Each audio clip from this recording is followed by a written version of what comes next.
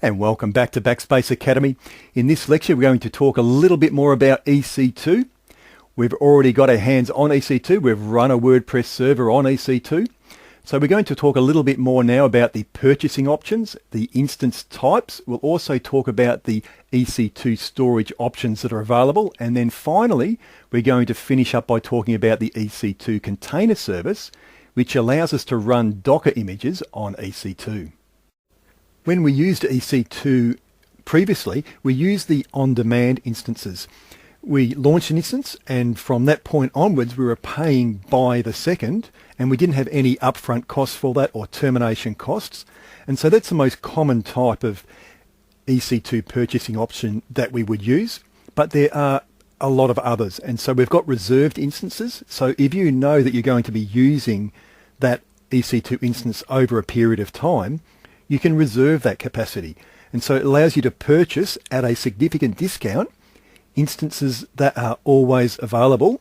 And those terms will be from 1 to 3 years. And that will give you a significant cost saving by doing that. We also have scheduled instances. And those are instances that are always available on a specific recurring schedule for a 1-year term. So again, you're going to be able to reduce your costs by knowing in advance what you're going to be using. We have spot instances, and they can provide very big cost savings. And what that is that not all capacity of the EC2 service is always used. There's always going to be some level of additional capacity that's available in reserve most of the time, but not always. Sometimes it's always taken up. So what you can do is that you can request that unused EC2 instances, and you bid on them just like you would bid at an auction. And that can significantly lower your EC2 costs. And it is generally the cheapest option available, but it's not always. For example, if something goes wrong with AWS and all of those EC2 instances are taken up, you might have a big bidding point on your instances, and you may end up paying more for your spot instances than you would for an on-demand instance. And finally, there we've got dedicated instances and dedicated hosts. So with dedicated instances, we're going to be paying by the hour, and those instances will run on single tenant hardware. That hardware is not shared by others. So those instances will be on hardware that is specific for us. We also have dedicated host, and that's paying for a physical host that is fully dedicated to running your instances.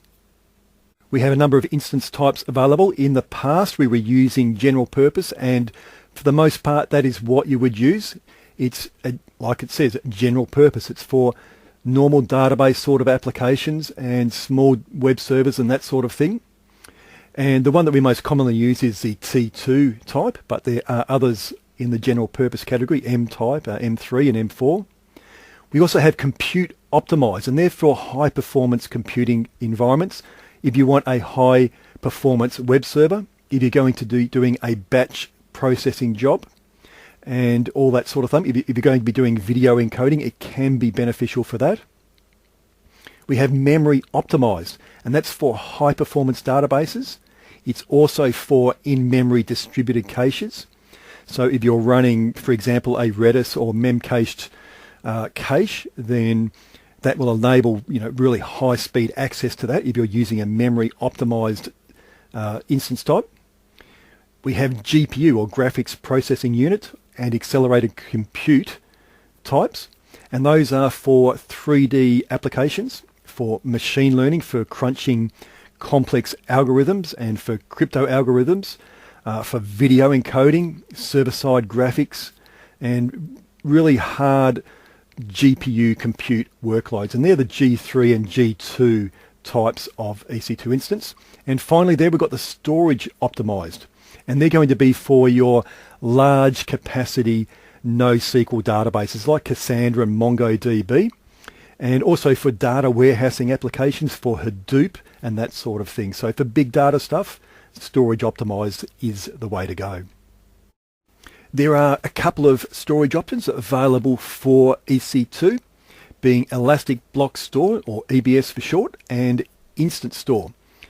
EBS is the most common, and when you launch an EC2 instance and you select an AMI, normally it will be an EBS-backed instance that you will be launching.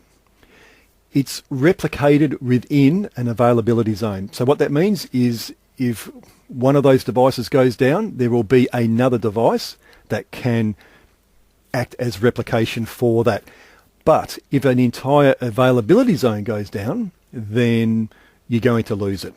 Okay, so if you need to have multiple availability zone replication, then you're going to have to set up a system that copies at the block level over to another availability zone. But that is beyond anything for a cloud practitioner. Now, EBS volumes that are attached at instant launch will be deleted when that instance is terminated.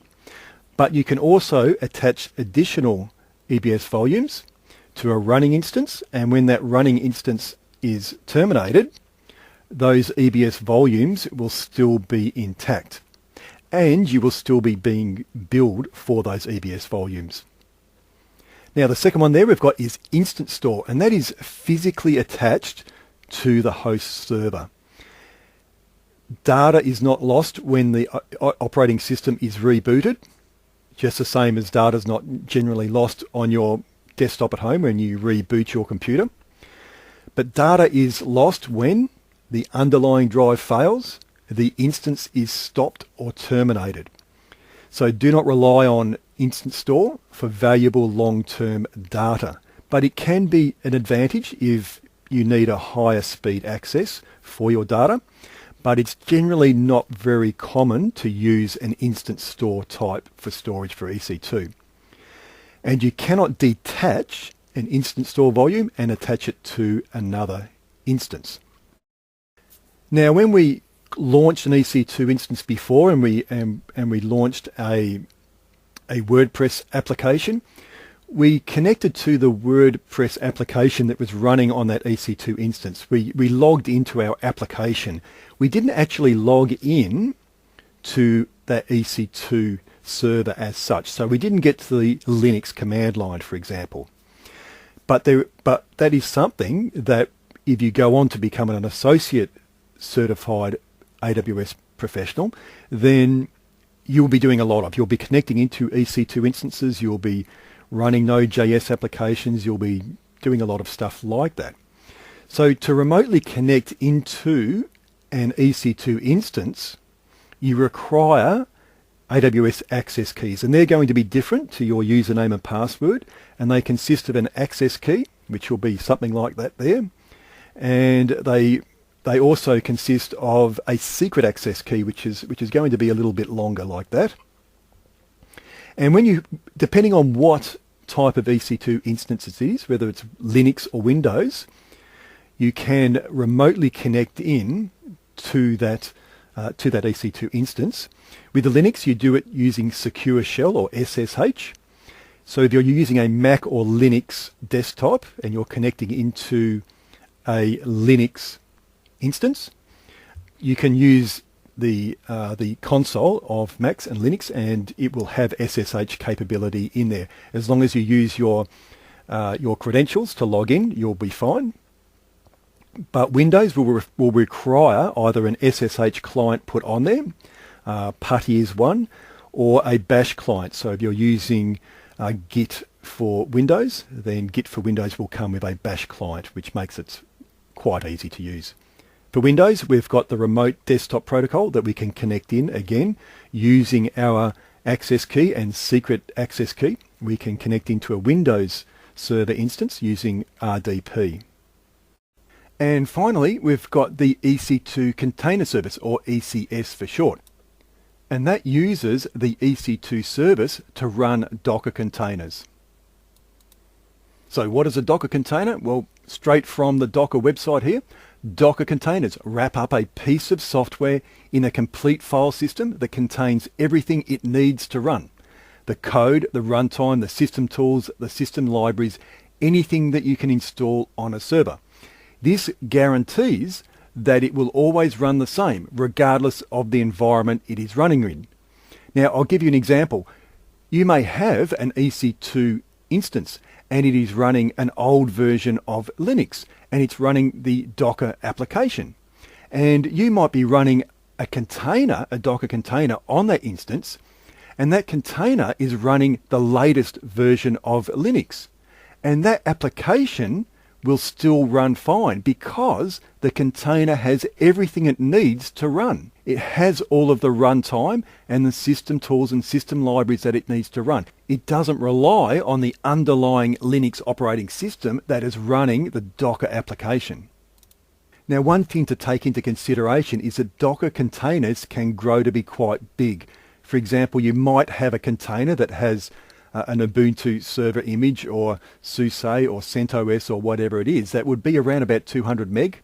And then you add dependencies into that as well. And then you have your Node.js application that's going to have npm packages that need to be installed as well. And so this Docker container can grow to be quite big. So you need to be aware of that. And you may want to use a cut down version of Linux and add your dependencies to that.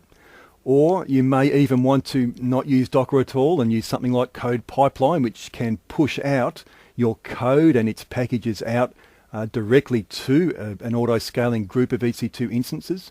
But you need to take that into consideration. So a typical pipeline would start off with a Git repository. So you could use AWS's code commit or you could use GitHub. It doesn't really matter. From there, you would transfer your code to the Docker CLI and use the Docker CLI to create a Docker container. And then you would upload that Docker container to the EC2 container registry, or ECR for short. And that is a registry that will contain all of your containers that you use in your account.